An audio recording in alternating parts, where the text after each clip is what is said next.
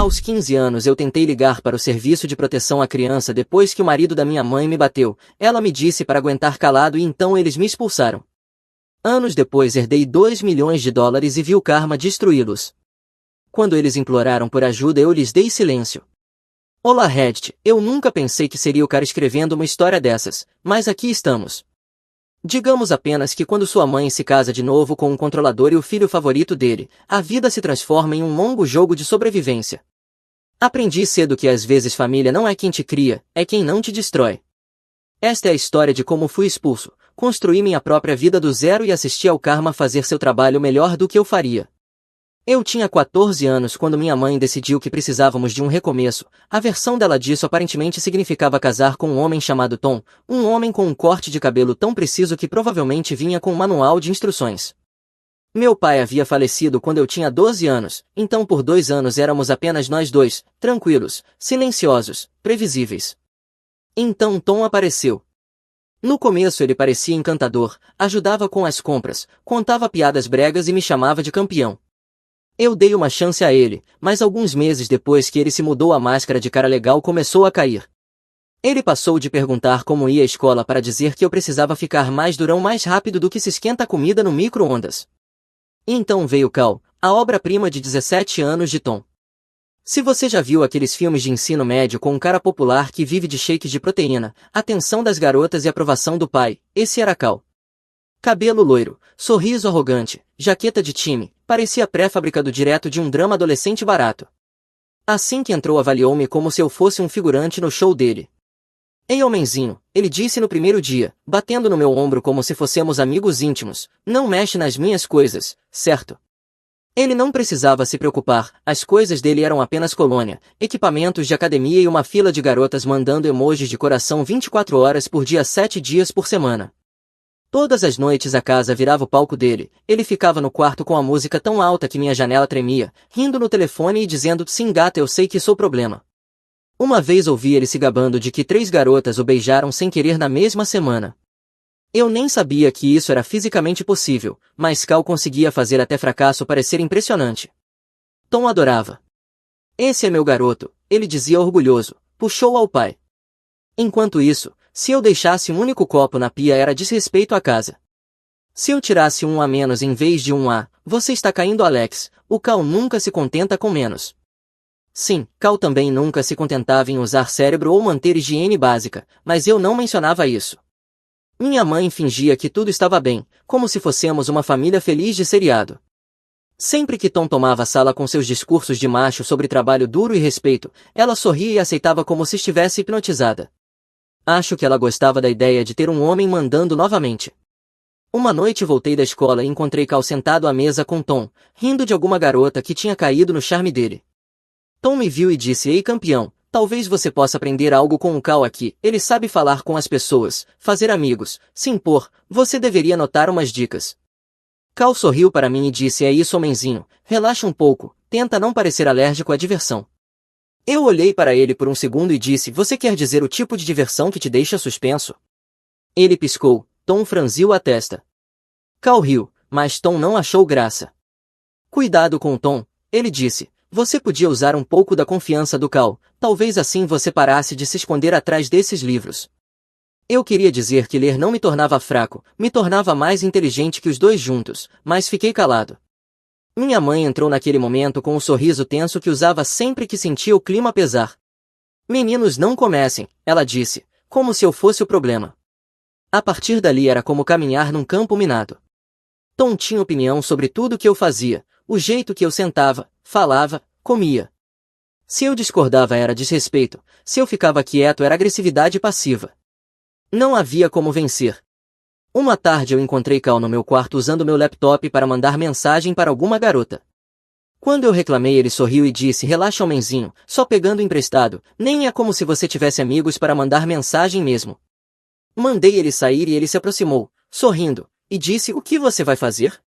Chorar para mamãe. Tom deve ter ouvido a discussão porque apareceu minutos depois, não perguntou nada, só disse que eu devia respeito ao Cal. Respeito ao cara que achava desodorante opcional. Olhei para o teto percebendo como tudo era diferente antes, quando era só eu e minha mãe. A vida não era perfeita, mas era tranquila. Agora parecia que eu vivia na história de outra pessoa, onde eu era apenas figurante. Disse a mim mesmo que não duraria para sempre, que eu só precisava esperar, estudar, economizar e um dia sair daquela casa nos meus termos. Porque se havia algo de que eu tinha certeza mesmo aos 14 anos era que não era a casa que me deixava infeliz, eram eles. Um ano depois as coisas pioraram. Uma manhã no café minha mãe deu a grande notícia com um sorriso exagerado.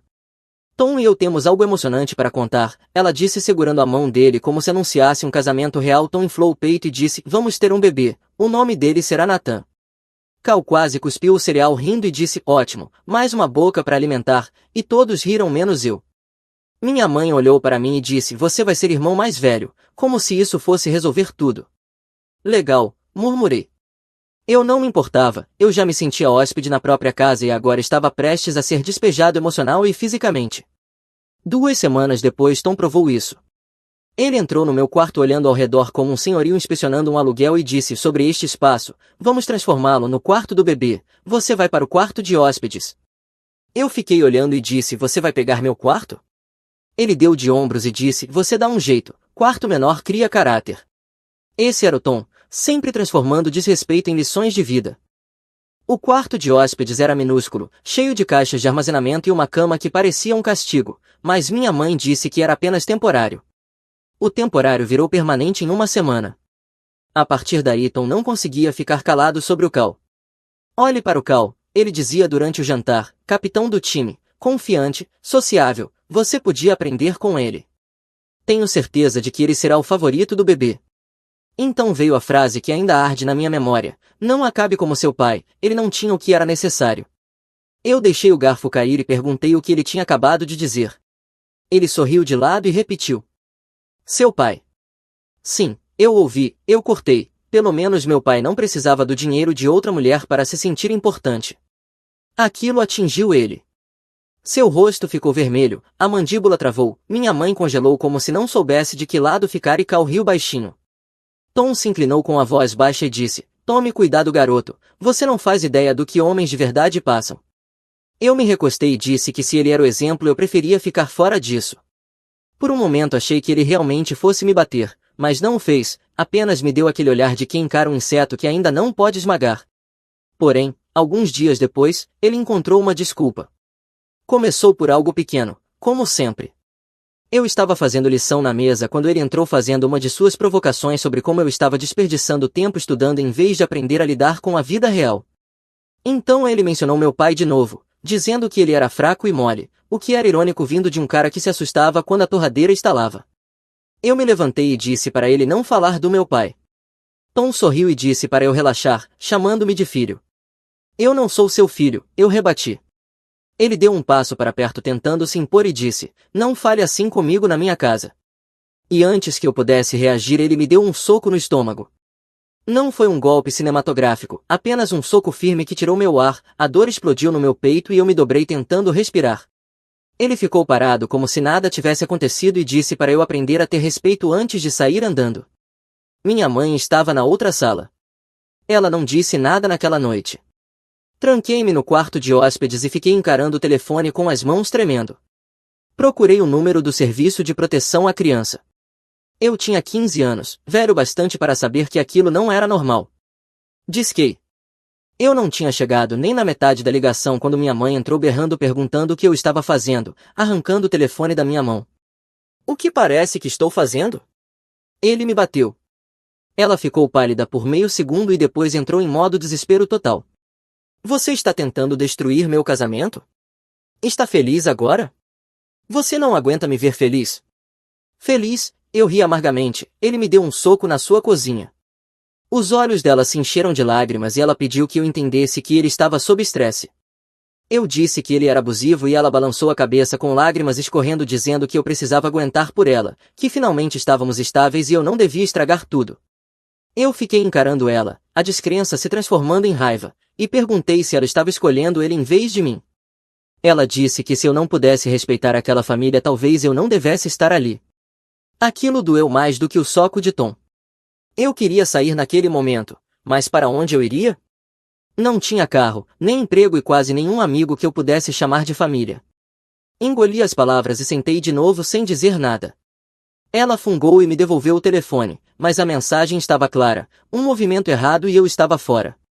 Então parei de falar, parei de discutir, fiquei fora do caminho de Tom e foquei em terminar os estudos. Tom voltou a agir como se nada tivesse acontecido. Ele fazia comentários de vez em quando, ainda está dolorido de ser preguiçoso, e Cal ria. Os dois me viam como fraco, mas eu não era, eu estava esperando. Cada insulto, cada sorriso falso, cada discurso de "seja homem" ia para uma caixa mental chamada combustível. Quando você cresce com pessoas que te destroem diariamente, você aprende a não explodir, aprende a se preparar. Eu não tinha mais medo de Tom, eu só contava os dias até poder sair daquela casa para sempre. E foi então que percebi algo que nunca tinha dito em voz alta, eu não vivia mais uma adolescência, eu sobrevivia a ela. Quando completei 18 anos eu já não via aquela casa como lar, era apenas uma cela temporária até eu juntar dinheiro suficiente para comprar minha liberdade. Eu trabalhava meio período em uma pequena loja de ferragens havia quase um ano, guardando cada dólar que podia. Cada turno extra era um passo mais perto de ir embora. A gota d'água veio algumas semanas antes da minha formatura do ensino médio. Tom e minha mãe iam viajar no fim de semana para algum retiro de casal, Cal deveria ficar e cuidar da casa, o que na prática significava festa liberada. Assim que o carro dele saiu da garagem, Cal enviou convites como se fosse anfitrião do Coachella. Ao anoitecer a casa estava cheia de desconhecidos, música alta, risadas, bebidas derramadas e o cheiro de perfume barato por toda parte. Eu tentei ignorar a festa, trancado no meu quarto terminando meu projeto final da escola, era um trabalho grande que valia metade da minha nota. Por volta da meia-noite saí para pegar água e juro que a casa parecia um lixão, pessoas dançando sobre as mesas, latas de cerveja por toda parte, alguém rabiscando as paredes com uma caneta. Cal estava no centro de tudo, camisa meio aberta, se gabando de ser o homem da casa. Eu gritei por cima do barulho perguntando o que era aquilo e ele se virou sorrindo como se estivesse no palco. Relaxa, homenzinho, aproveita um pouco. Eu disse que ele estava destruindo a casa e ele respondeu que eu devia relaxar porque sobreviveria. Voltei para o porão onde o barulho era menor, tranquei a porta e tentei me concentrar. Por volta das 2 da manhã desisti e fui dormir. Quando acordei a festa tinha acabado, mas o estrago não. Voltei ao meu quarto e vi a porta aberta, a maçaneta quebrada e o lugar parecia ter sido atingido por um furacão. Meu projeto, aquele em que eu tinha trabalhado por semanas, estava destruído, papéis rasgados, café derramado, alguém tinha pisado no meu laptop, meus posteres estavam arrancados das paredes. Eu fiquei parado, sem reação. Depois vi Cal dormindo no sofá lá embaixo, roncando como um bebê que não tinha causado caos absoluto 5 horas antes. Andei até lá e dei um chute forte na mesa de centro, o bastante para acordá-lo. Ele piscou e perguntou qual era o meu problema. Meu projeto foi destruído, seu idiota. Ele se espreguiçou preguiçosamente e disse, tinha gente no seu quarto, devia ter trancado, homenzinho. Eu disse que tinha trancado e ele riu dizendo que minha tranca era ruim. Algo dentro de mim se rompeu. Por anos eu tinha engolido cada insulto, cada sermão falso do Tom, cada revirada de olhos da minha mãe, mas aquilo era meu trabalho, a única coisa que eu tinha construído sozinho. Eu agarrei Cal pela gola e perguntei se ele achava aquilo engraçado. Ele abriu aquele sorriso arrogante e perfeito e disse que eu estava bravo porque ninguém gostava de mim, que eu me escondia atrás da escola e achava que era melhor que todos, mas que ninguém se importava comigo. Você é só. Foi aí que eu dei um soco nele, bem na boca. Ele caiu para trás batendo na mesa de centro. Por um segundo o quarto ficou em silêncio, exceto pelo suspiro chocado dele. Sangue escorreu do lábio. Seu psicopata, ele gritou tentando se levantar, você está morto. Ele avançou, mas eu o empurrei de volta. Tenta, Cal. Você fala há anos. Vamos resolver isso. Ele não tentou nada, apenas pegou o telefone e subiu as escadas batendo o pé. Eu não me importei. Fiquei ali tremendo, não de medo, mas do peso de finalmente fazer o que deveria ter feito anos antes. Tom e minha mãe voltaram naquela noite e Cal claramente chegou a eles primeiro. Eles entraram furiosos como se tivessem ensaiado. Tom apontou para mim assim que me viu e perguntou o que eu tinha feito com o filho dele. Eu disse que o filho dele tinha destruído meu quarto e meu projeto escolar e que, sim, eu tinha batido nele uma vez. Os olhos de Tom se estreitaram. Violência, é isso? Agora isso é quem você é. Eu quase ri. Não, isso é quem você é. Acho que aprendi com o melhor. Ele deu um passo à frente dizendo para eu não ser esperto com ele que eu estava acabado ali, que eu devia arrumar minhas coisas porque não era bem-vindo na casa dele. Minha mãe ficou atrás dele de braços cruzados com os olhos no chão. Mãe, eu disse, sério? Você vai deixar ele?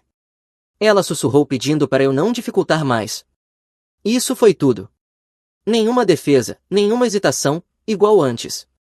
Fui para o meu quarto, ou o que restava dele, e arrumei o que pude, minhas roupas, alguns livros, o carregador do telefone e o que restava das minhas economias. Não disse mais nada para nenhum dos dois. Ao fechar a mochila olhei ao redor pela última vez, as paredes, o cheiro, o projeto destruído, tudo parecia prova de que eu nunca realmente pertencera àquele lugar. Saí sem dizer adeus. O ar da noite parecia diferente, frio mais limpo. Pela primeira vez pude respirar sem esperar alguém gritar comigo.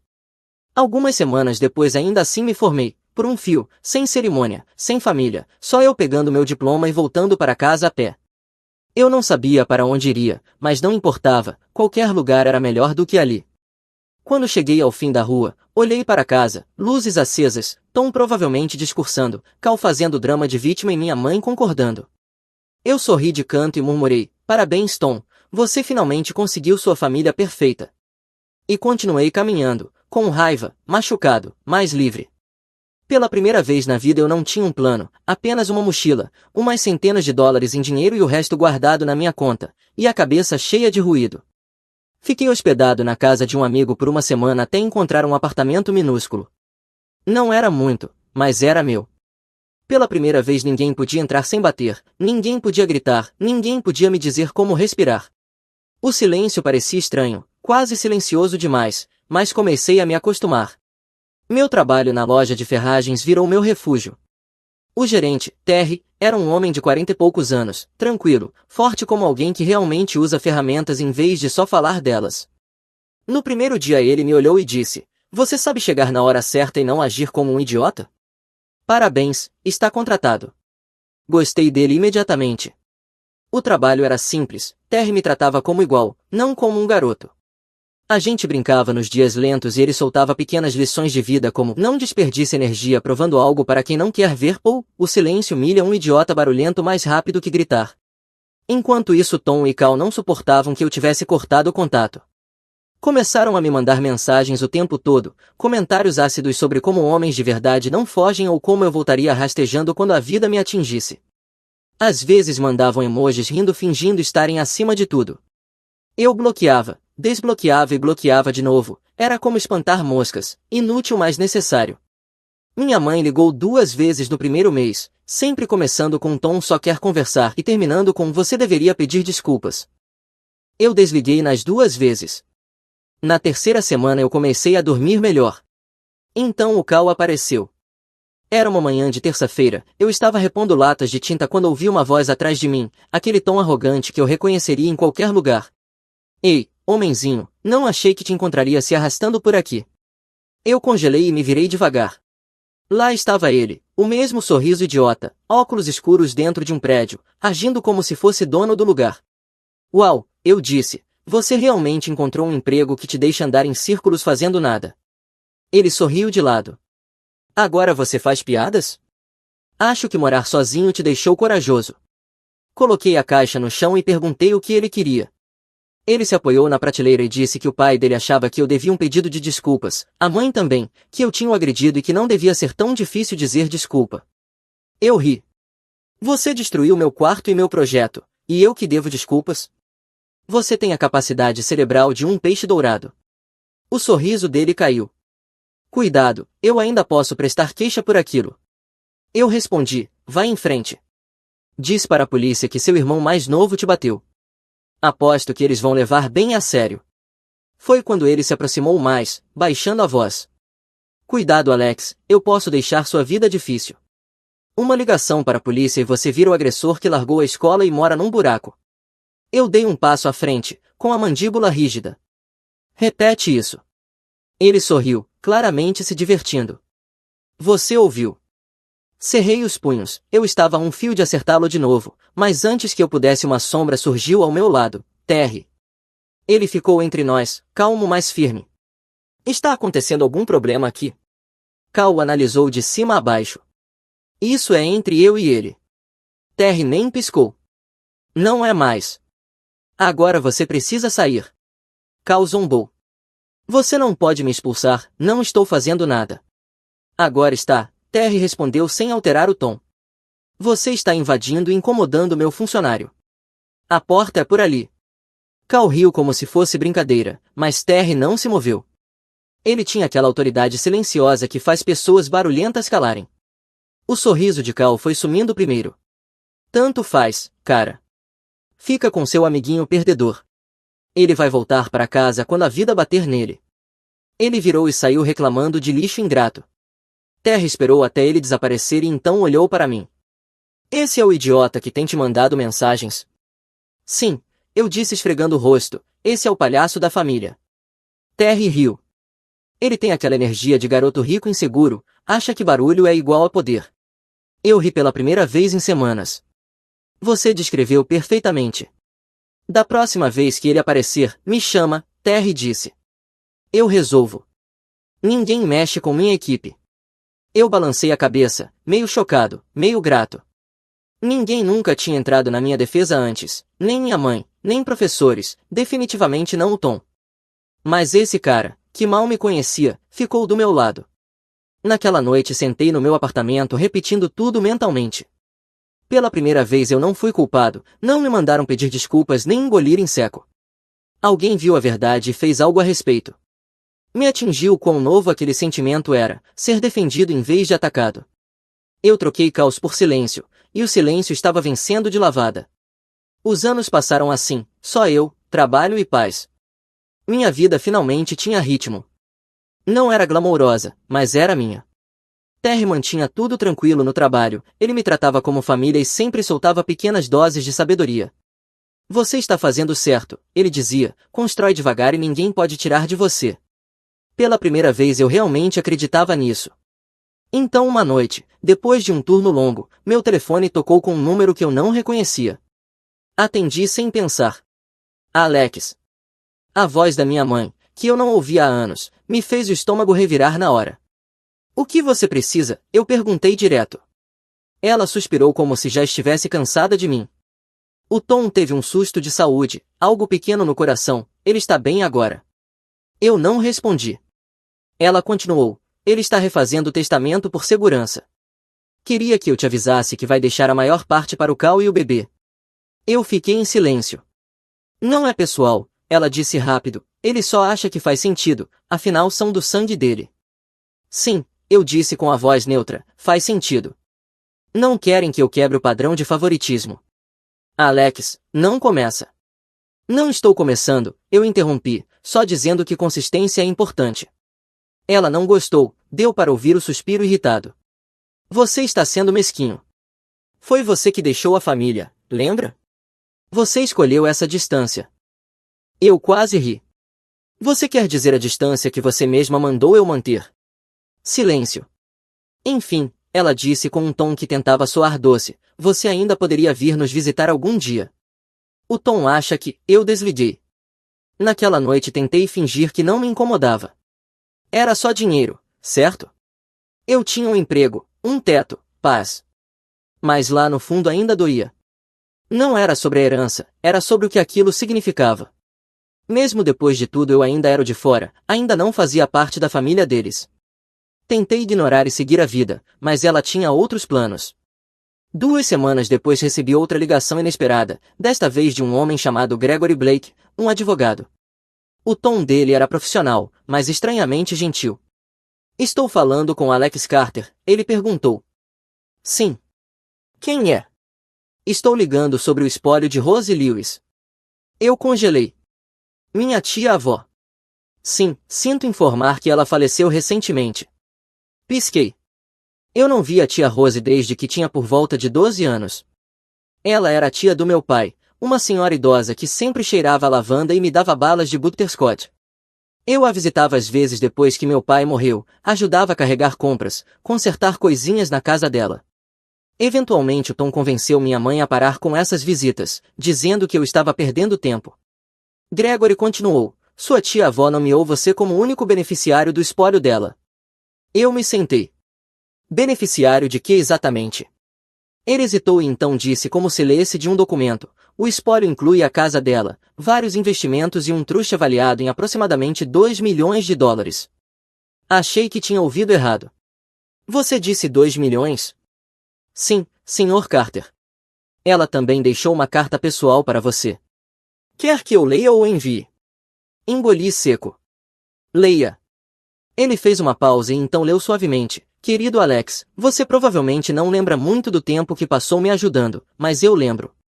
Você foi gentil quando o mundo não era gentil com você. Você carregava uma força silenciosa e eu sempre o vi como o filho que nunca tive. Eu nunca tive filhos e quero que você fique com o que construí. Você merece felicidade depois de como a vida tem sido dura com você. Com amor, tia Rose. Por um segundo eu não consegui dizer nada. O quarto ficou em silêncio, só meu coração batendo alto. Gregory falou de novo. Ela pediu que isso fosse resolvido rapidamente. Posso marcar um horário para você assinar os documentos? Sim, eu disse baixinho. Sim, vamos fazer isso. Depois da ligação eu fiquei sentado encarando a parede. Minha mente não acompanhava. Eu não estava chorando nem rindo, só, parado. Aquela mulher que eu mal conhecia tinha feito mais por mim do que minha própria família algum dia fez. Ela me viu, notou meu valor sem que eu tivesse que provar nada. Uma semana depois encontrei Gregory no escritório dele no centro. Estava tudo lá, real, as contas, os documentos, a propriedade. Ele me guiou por cada papel, explicando tudo com cuidado, como se eu já fosse alguém responsável. Quando terminamos ele apertou minha mão e disse, sua tia falava muito bem de você. Não é qualquer um que merece esse tipo de confiança. Eu agradeci e saí com a sensação estranha de choque misturado com paz. A primeira coisa que fiz não foi comprar nada caro, apenas peguei o ônibus de volta para casa, sentei no meu pequeno apartamento e deixei tudo entrar. 2 milhões de dólares. Olhei para meu telefone velho e rachado com a mão tremendo. Eu já conseguia ouvir a voz do Tom se ele descobrisse, o tom convencido do Cal, o suspiro manipulador da minha mãe. Mas aquilo não era para eles, era para mim. Naquela noite abri um caderno e comecei a planejar, como investir, como proteger, como construir algo que ninguém pudesse tocar. Pela primeira vez eu não estava com raiva, nem amargo. Eu estava calmo, porque alguém finalmente viu o que eles nunca viram, e ela nem precisou se chamar de família para provar. Depois desse dia tudo mudou. Eu não fiquei rico de uma hora para outra, fui cuidadoso. Contratei um consultor financeiro, dividi o dinheiro em contas diferentes e comprei uma casa pequena e limpa em uma área tranquila. Nada chamativo, apenas seguro. A tia Rose trabalhou a vida inteira para juntar aquilo, eu não ia gastar com carros e futilidades como o Cal faria. Terry foi o único a quem contei. Quando mencionei a herança ele sorriu e disse, ótimo, significa que você finalmente pode respirar. E não deixe idiotas sentirem o cheiro disso. Eu ri. Confia, eles não vão. Mas a vida é engraçada, segredos não ficam enterrados. Tudo começou com uma mensagem aleatória da minha mãe. Oi querido, como você está? Sentimos sua falta, espero que a vida esteja te tratando bem. Aquilo já era estranho, da última vez que ela mandou mensagem tinha me dito para pedir desculpas ao Tom por desrespeitar a família. Não respondi. Alguns dias depois veio, o Tom está tão doente ultimamente, tem sido difícil. Me liga quando puder, ok? Depois foi o Cal que me mandou mensagem do nada. Ei, ouvi dizer que você conseguiu um dinheiro aí. Acho que você não tá mais quebrado. Bom pra você, homenzinho. Eu congelei. Lá estava. Alguém tinha contado. Não sei quem vazou, talvez o escritório do advogado, talvez algum parente distante, mas assim que a informação chegou a eles, o caos começou. Uma semana de ligações, mensagens e áudios. Minha mãe chorando, o Tom tentando soar paternal, o Cal fingindo preocupação. Alex, estamos tão orgulhosos de você, minha mãe dizia em um dos áudios, mas você precisa entender que sua família está passando por dificuldades. As contas médicas do Tom, os empréstimos da faculdade do Cal, talvez você possa ajudar um pouco. Então veio a mensagem do Tom, a voz dele carregada de falsa doçura, sabe, filho, homens de verdade cuidam da família quando podem. É a sua vez de retribuir. Não respondi. 2 dias depois o Cal ligou. Vai lá, mano, ajuda um pouco. Tipo 1 milhão. Isso não é nada pra você agora, né? Somos família. Família, eu disse seco. Você quer dizer a mesma família que me expulsou? Ele riu nervoso. Ah, para, não guarda rancor. Você tá indo bem, estamos orgulhosos. Vamos seguir em frente. Claro, eu disse. Vocês sigam em frente com a própria carteira. E desliguei. Foi quando minha mãe ligou de novo, o tom diferente, mais duro, mais frio. Você está sendo egoísta, Alex. Você nem teria esse dinheiro se não fosse pelo lado da família do seu pai. Tecnicamente isso faz dele meu também. Eu pisquei. Você está falando sério? É o justo, ela disse, fingindo chorar. Você sabe como as coisas têm sido difíceis, ela disse, 1 milhão resolveria tudo, e você ainda teria bastante. Eu quase ri. Mãe, eu conquistei paz depois de 18 anos de inferno. Você não tem direito a pedir reembolso. O tom dela mudou na hora. Você é ingrato. Eu te criei. Sem mim você não teria nada. Sem você, eu disse, eu teria paz muito antes. E a ligação acabou ali. Uma semana depois tudo piorou.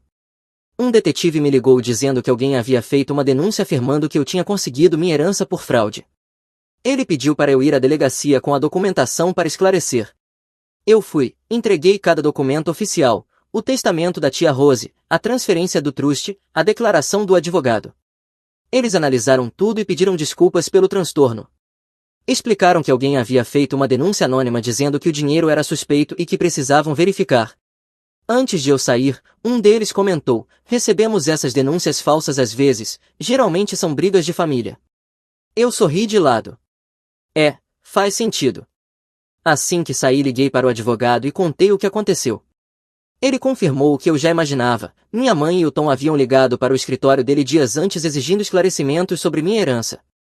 Quando não conseguiram o que queriam, provavelmente tentaram esse golpe legal para me assustar. Aquilo foi a gota d'água. Eu escrevi uma única mensagem em grupo e enviei para todos eles, vocês já tiraram o suficiente de mim. Tempo, paz, infância. Não terão mais um centavo. Não entrem mais em contato. Nenhuma ligação, nenhuma mensagem, nenhuma visita. Se fizerem, será tratado pela polícia. Adeus. E bloqueei todos. Naquela noite, sentado na varanda, senti algo que não sentia há anos, alívio misturado com um pouco de tristeza. Cortar laços não é prazeroso, mesmo quando as pessoas merecem. Mas eu sabia que, dessa vez, precisava ser permanente. Eles não me amavam, amavam o que podiam tirar de mim. O dinheiro da tia Rose não me mudou, só revelou quem eles realmente eram, sugadores disfarçados de família. Terry apareceu no dia seguinte trazendo um hambúrguer e um sorriso. Você está mais leve, ele disse. O que aconteceu? Eu dei de ombros. Tirei o lixo. Ele riu. Bom. Lixo fede quando você deixa acumular. E era exatamente isso, eu finalmente tinha retirado o último monte da minha vida. Trabalhar com Terry era bom, ele confiava em mim para mais responsabilidades, inventário, agenda, até treinar novos funcionários. Ele me tratava como família de verdade, do jeito que a minha nunca tratou. Ele brincava, cara, você tem a paciência de um santo. Ou só alguém que já passou pelo inferno. Eu ria, porque ele não estava errado. De vez em quando eu pensava no Nathan, o mais novo. Ele teria o quê, 5 anos agora? Eu só esperava que estivesse bem. Ele não tinha culpa de nada. O resto deles, porém, eu nunca pensava. Até que comecei a ouvir coisas. Um cliente frequente, um vizinho antigo, comentou casualmente, ei, soube do seu padrasto? Tadinho, teve que se aposentar cedo. A saúde dele piorou muito. Ouvi dizer que estão vivendo das economias agora. Eu só assenti. É, uma pena. Por dentro eu não senti nada. O cara construiu a vida dele em controle e dinheiro, agora os dois tinham acabado. Então veio a parte realmente boa, Cal, o grande futuro empreendedor, tentou dar um golpe em uma das namoradas, convencendo-a a investir em um esquema falso de criptomoeda. O problema é que o pai dela era um advogado feroz. Agora Cal estava levando processo atrás de processo. Ouvi dizer que o carro dele foi retomado pelo banco e que ele estava dormindo no sofá de um amigo. Não consegui evitar sorrir quando ouvi isso. O karma nem sempre chega rápido, mas sempre chega. As coisas ficaram calmas de novo até uma tarde em que bateram na minha porta. Eu não esperava ninguém e, por algum motivo, meu instinto já sabia que não era bom. Quando abri, congelei. Minha mãe estava ali. Cabelo bagunçado, olhos vermelhos de chorar, parecia cansada, envelhecida. Ao lado dela estava Nathan segurando sua mão. O menino me olhou tímido e confuso. Alex, ela disse baixinho, por favor, podemos entrar. Hesitei. Cada instinto gritava para fechar a porta, mas ver o Nathan me fez dar espaço. 5 minutos, eu disse. Eles entraram. Minha mãe olhou em volta como se estivesse inspecionando, do mesmo jeito que fazia quando queria criticar algo. Você está bem, ela disse em voz baixa. Cruzei os braços. O que você quer, mãe? Ela começou com conversa fiada, perguntando como eu estava, como estava o trabalho. Eu só a encarei até ela finalmente parar com o teatro. É o Tom, ela disse. Ele não está bem. A saúde dele piorou. Ele está irritado o tempo todo e ele me bateu. Nathan abaixou o rosto na hora. Ela continuou. Ele diz que é minha culpa porque não consegui convencer você a ajudar. Estamos mal, Alex. Estou com medo dele. Por favor, só um pouco de dinheiro para acalmá-lo, pelo Nathan. Fiquei em silêncio por um momento e então falei friamente. Se ele realmente te bateu, precisamos chamar a polícia. Eu te ajudo a registrar a denúncia. O rosto dela mudou instantaneamente, as lágrimas cessaram. Você faria isso com seu padrasto? Você acabou de dizer que ele te bateu. Ele está doente, Alex. Você não entende. Eu só preciso acalmá-lo pagando algumas contas. Perguntando, eu disse. Ela explodiu. Você é tão frio. Você é meu filho. Eu vim aqui porque achei que você se importasse. Eu me importo, respondi. É por isso que não vou te dar dinheiro por mentiras. Mentiras, ela gritou. Você acha que eu inventaria isso? Sim, eu disse olhando direto para ela. Por que você já fez antes? Você encobriu quando ele me bateu. Lembra? Mandou eu engolir para não destruir sua felicidade. Agora voltou com outra história porque ficou sem ninguém para manipular. Ela piscou rápido tentando recuperar a compostura, mas deixou escapar no tom. Ele está fraco demais para levantar qualquer coisa, Alex. Ele não conseguiria me machucar nem se tentasse. Ela parou tarde demais. Eu apenas assenti devagar. Então ele não te bateu. Entendi. O rosto dela se contorceu. Você acha que é tão esperto, né? Agindo como se fosse melhor que nós só porque teve sorte. Sorte, eu disse. Trabalhar depois de ser expulso, construir tudo do zero, isso não é sorte, mãe. É sobrevivência. Ela deu um passo à frente, baixando a voz. Você não pode simplesmente apagar sua família. Você vai se arrepender quando eu não estiver mais aqui. Passei por ela, abri a porta e segurei. Você já foi embora há muito tempo.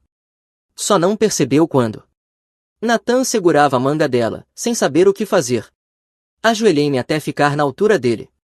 Ei, campeão, eu disse suave, cuide de você, ok? Não deixe ninguém te dizer quem você deve ser. Você escolhe isso. Ele assentiu devagar, confuso mas ouvindo.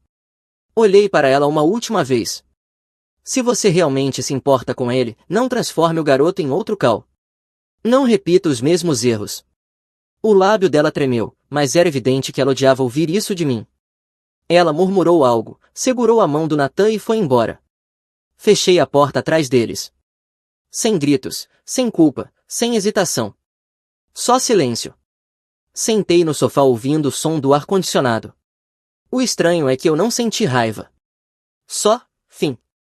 Como fechar o último capítulo de um livro que me obrigaram a ler por tempo demais. Eles chamaram minha decisão de egoísmo quando fui embora, pensei enquanto o sol descia pela rua. Mas talvez amor próprio pareça egoísmo para quem vive do seu sentimento de culpa. E foi isso. Sem drama, sem lágrimas. Apenas paz. Finalmente conquistada. Finalmente minha.